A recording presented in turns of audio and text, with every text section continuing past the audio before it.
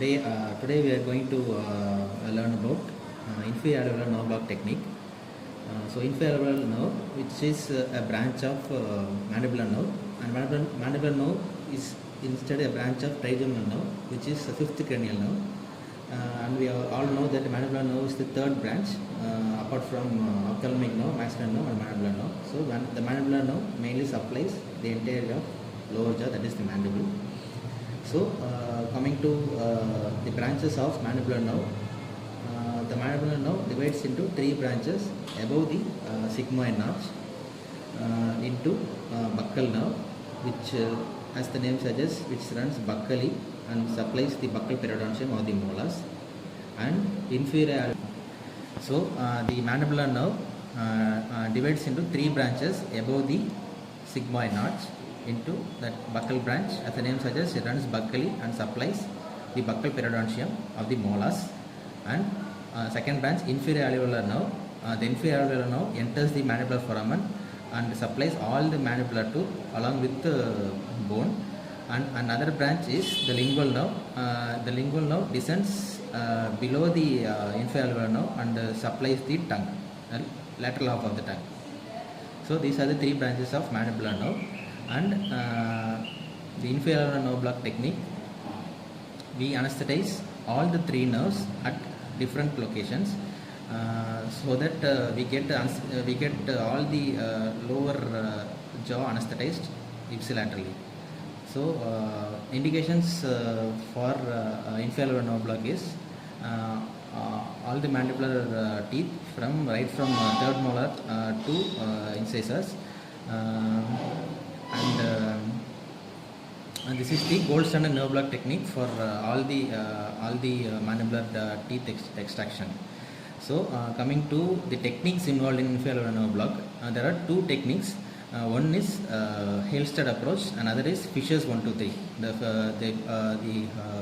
Halstead approach is also known as direct technique, and Fisher's 1, 2, 3 is known as indirect technique. So today I am going to explain about the Halstead approach.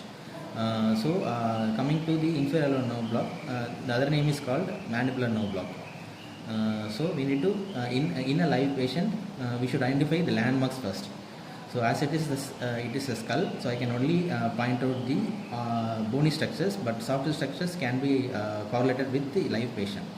So this is the ramus of the mandible, and this concavity is known as the coronoid notch. So we need to first palpate the concavity with the thumb in a live patient, and just above the concavity we have a soft tissue called pterygomandibular raphe.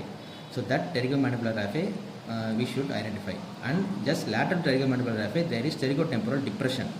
So that pterygotemporal depression is where we should fold the thumb, and the line bisecting the pterygotemporal depression is our point of entry to anesthetize the inferior nerve. Remember that inferior nerve is anesthetized before entering the mandibular foramen, that is just posted to the lingula. So we should take a 25 or 30 gauge needle, and this is a 25 gauge needle, and as I said, we should palpate the coronoid notch and pterygomandibular raphe and place our thumb in the pterygotemporal depression, and the line bisecting my thumb should be the point of entry from the opposite side, premolars.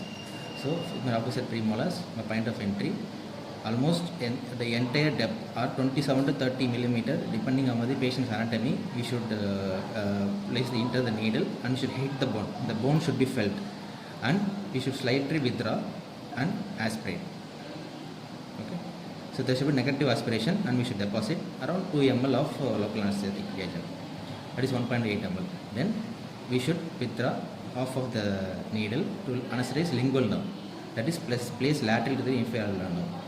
So another 0.5 ml of anesthesia is administered. So we have anesthetized inferior nerve and lingual nerve. So this is the step 1 and step 2 in Halstead approach. Then for buccal nerve, we should completely withdraw the needle, and as we see, the buccal nerve courses here and supplies the buccal periodontium of the molars. So our target area should be the mucobuccal fold above the existing molar tooth of the patient. Some patients may have second molar and some patients may have third molar.